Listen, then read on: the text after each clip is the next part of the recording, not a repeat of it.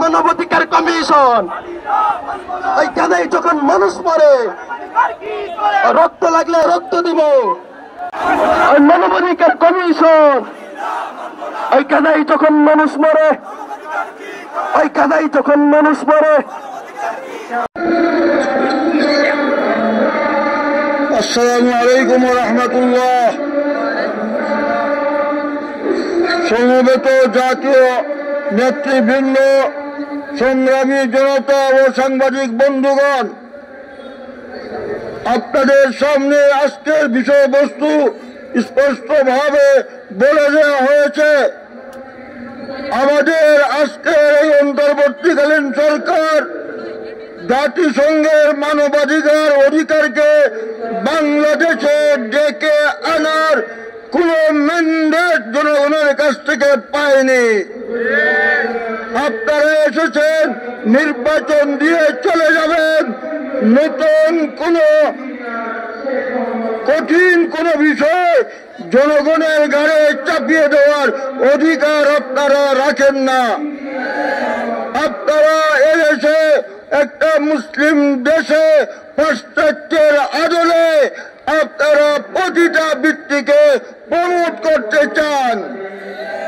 আপনারা এদেশের সমকামিতাকে আইনি রূপ দিতে চান। আপনারা করিডোর দিয়ে দেশের স্বাধীনতা সার্বভৌমত্বকে হুমকির মুখে ঠেলে দিতে চান।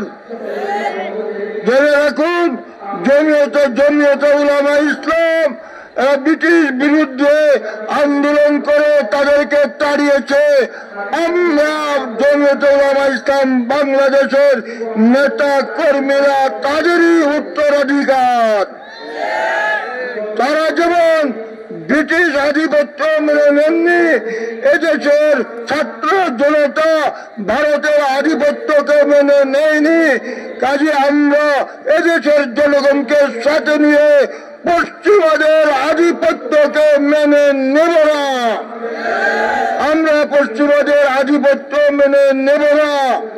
অবিলম্বে এই মানবাধিকার কমিশনের অফিসকে এখান থেকে বিদায় দিয়ে দেশকে শান্ত করার চেষ্টা করুন। আর আওয়ামী কায়দায় এই সরকার বিভিন্নভাবে আন্দোলনকে দমন করার চেষ্টা চালিয়ে যাচ্ছে। সরকারের কিছু উপদেষ্টার হাতিয়ার, মুক্তিযুদ্ধের হাতিয়ার গর্জে উঠবে আরেকবার।